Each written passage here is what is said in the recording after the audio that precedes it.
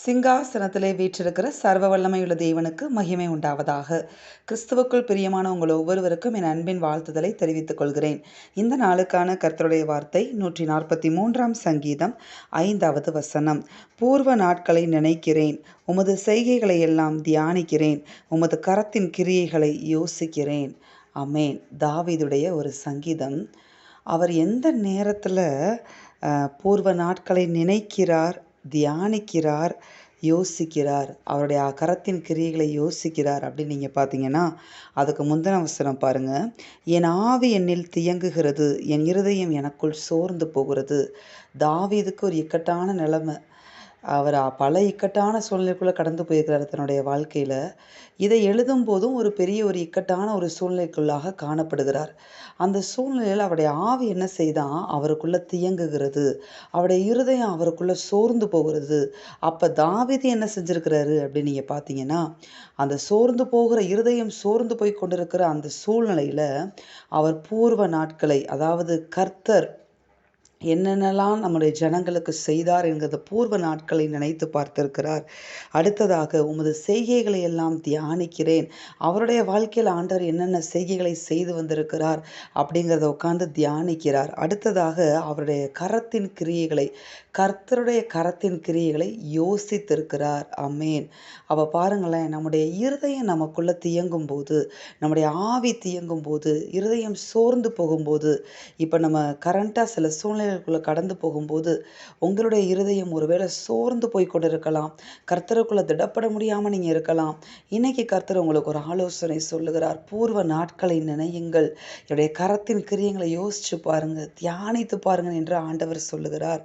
இதை நம்ம தியானிக்கும் போது, யோசிக்கும் போது, நினைத்து பார்க்கும்போது, கல்வாரியில் அவர் உங்களுக்காக செய்து முடித்த அந்த கிரியைகளையும், கல்வாரி அன்பையும், அவர் உங்கள் மேலே காட்டின அன்பு, உங்கள் வாழ்க்கையில் அவர் செய்த நன்மைகள், உபகாரங்கள், செய்த அற்புதங்கள், அதிசயங்கள், அவர் உங்கள் மேலே பாராட்டி இருக்கிற கிருபைகள், அன்பு, இவை எல்லாவற்றையும் நீங்கள் தியானித்து பார்க்கும்போது, யோசித்து பார்க்கும்போது, நினைத்து பார்க்கும்போது என்ன நடக்கும் அப்படின்னு நீங்கள் பார்த்தீங்கன்னா, என் கைகளை உமக்கு நேராக விரிக்கிறேன். 6வது வசனம் பாருங்க, என்ன மாற்றம் நடக்கிறதுன்னு.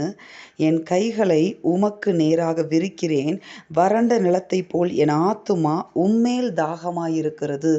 ஆமென். பாருங்களேன், இருதயம் சோர்ந்து போயிருக்க அந்த சூழ்நிலையில் இதையெல்லாம் தாவீது யோசித்த பொழுது, இதையெல்லாம் நீங்களும் உங்கள் வாழ்க்கையில் கர்த்தர் செய்த அற்புதங்களையும், அடையாளங்களையும், நன்மைகளையும், உபகாரங்களையும் நினைத்து பார்க்கும்போது, தியானிக்கும் போது, சிலுவையில் அவர் உங்களுக்காக செய்து முடித்த அந்த கல்வாரி அன்பை நீங்கள் யோசிக்கும் போது, அதை தியானிக்கும் போது உங்களுடைய ஆத்துமா அவர் மேல் தாகமாய் இருக்க ஆரம்பிக்கிறது. மறுபடியுமாக சோர்ந்து போகிற இருதயம் அவரை நேசிக்க ஆரம்பிக்கிறது.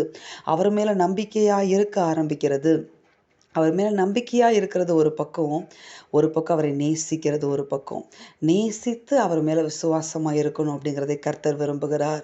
அவரை நேசிக்க நீங்கள் ஆரம்பிச்சிங்கன்னா உங்கள் ஆத்துமா அவர் மேல் தாகமாக இருக்க ஆரம்பித்து விடும். அந்த உங்களுடைய நோக்கம், அந்த கஷ்டம், அந்த சூழ்நிலைகளை நீங்கள் மறந்து கர்த்தரை நேசிக்க துவங்கி விடுவீர்கள். கர்த்தரை தொடர்ந்து பற்றி கொள்ள தொடங்கி விடுவீர்கள். கர்த்தர் மேலே உங்கள் ஆத்துமா தாகமாக இருக்க ஆரம்பிச்சிருச்சுன்னா, கர்த்தர் நிச்சயமாக அந்த சூழ்நிலைகளுக்குள்ளே இருந்து, அந்த மைண்ட் டிப்ரெஷனில் இருந்து, நீங்கள் எதுக்குள்ளே போயிட்டுருக்கீங்களோ, இருதயம் சோர்ந்து போயிட்டுருக்கிறதோ, அதிலிருந்து கர்த்தர் உங்களை அழகாய் வெளியே கொண்டு வந்து விடுவார். அதுக்கு தான் இன்றைக்கி ஆண்டவர் உங்கள் கூட பேசிகிட்டு இருக்கிறார்.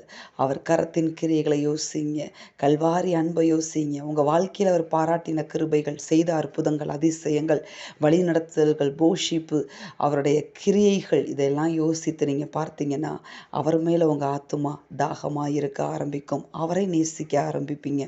அதன் மூலமாக அவரிடத்துல விசுவாசம் பெருக ஆரம்பிக்கும். உங்களுடைய இருதயத்தின் சோர்வு மாறும். சோர்வு மாறி நீங்கள் பலனடைய ஆரம்பிப்பீர்கள். ஆமென்.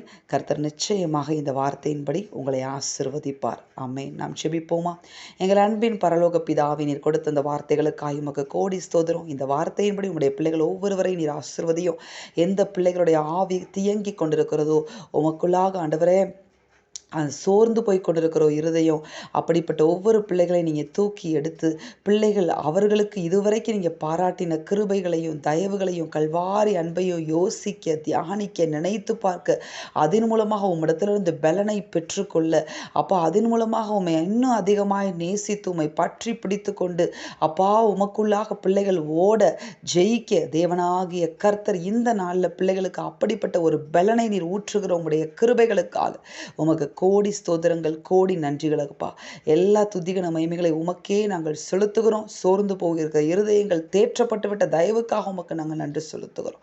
இயேசுவின் நாமத்தில் ஜெபித்து ஜெயம் எடுக்கிறோம் பிதாவே, அமேன். இந்த வார்த்தையின்படி இந்த நாளில் தேவன் உங்களை ஆசிர்வதிப்பாராக. அமேன்.